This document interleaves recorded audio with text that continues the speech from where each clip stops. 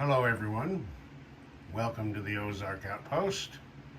This is Operation Goliath, the end. There has been a negotiated settlement to the war. Germany and Japan have both surrendered unconditionally. The reason being, they pretty much don't stand a chance. Even here, still in July 1943. And there's why. You can see the numbers. The Axis, with Italy and Turkey both knocked out of the war, have a combined income of 98 IPP. The Allies are earning 100 IPP more per turn than the Axis. You add to this that the Comintern also has more to spend than either one of the two Axis powers.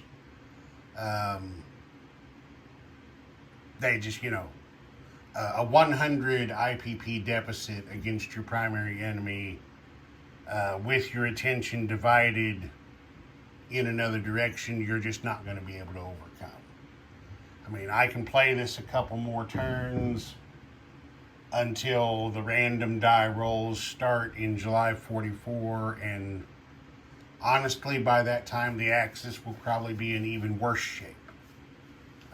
I really don't see them gaining any ground because they just don't have the money or the strength. I mean, over here in Europe,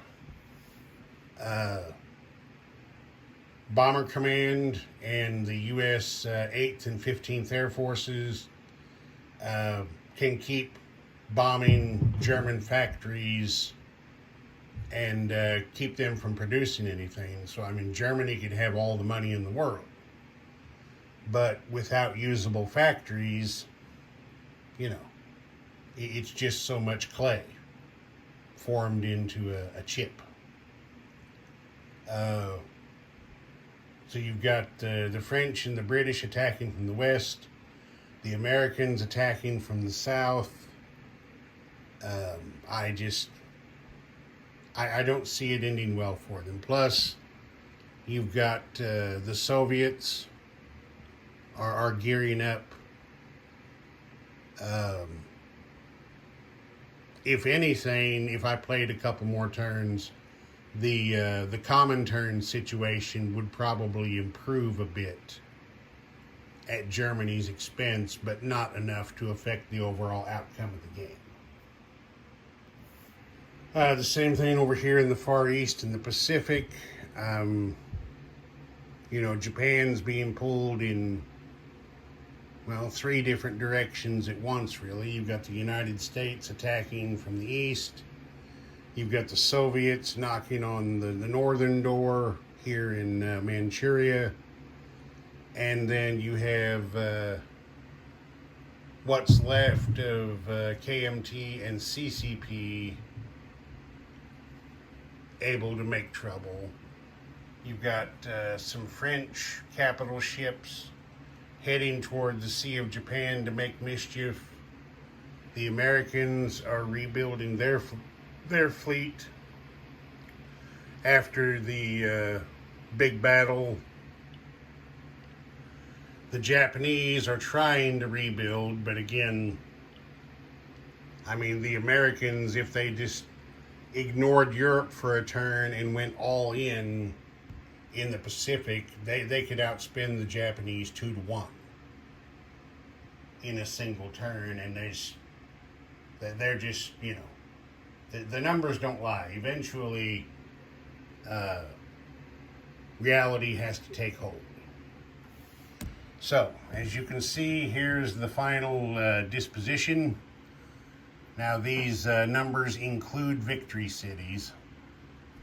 Germany only achieved one victory objective, and that was the territories it holds in occupied Poland. plus possession of Berlin gives them 2. Japan, of course, possesses Tokyo. They got an objective for, I believe it was holding Java and the Philippines, maybe. Anyway, Japan scored 3 for a total of 5. The Soviets scored 3 victory objectives. Ice-free port, holding Moscow, Stalingrad, and Leningrad, and then the 1 point for holding Moscow. But they lost 4 victory points for German-possessed land zones with an IPP value in their home country. Western Ukraine, Kiev, Eastern Ukraine, and Taurida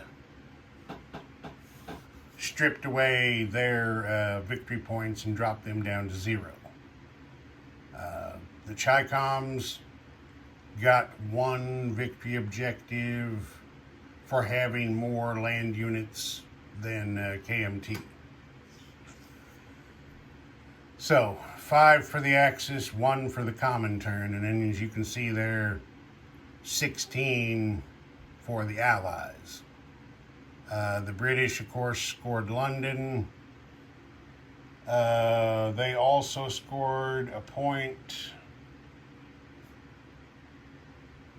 Well, I don't remember now, and I'm not going to try to go through it all individually, but as you can see, 3 for the British, 2 for FEC, 2 for Anzac, 2 for France, 5 for the United States, and 1 for KMT. Of course, KMT scored their 1 for Nanking, Victory City.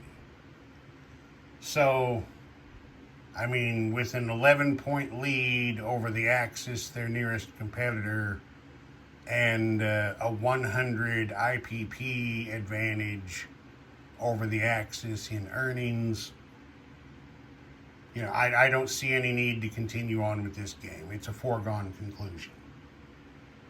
So I'm going to call it here a victory for the Allies. And now I'm going to go full bore with completing my version 4 preparations. I'm going to get this game broken down, and then I have to disassemble my table here so I can do the modification on it. I have just a very little bit of painting on some neutrals to finish. I got to glue magnets on some planes, and then I will be ready to go for version 4. If I get all this done and it hasn't shipped yet, then I guess I'll start painting pieces for 1914. I've got a little pile of those waiting for attention. So that's it from here. Allied victory in July 1943. Ozark Outpost. Over and out.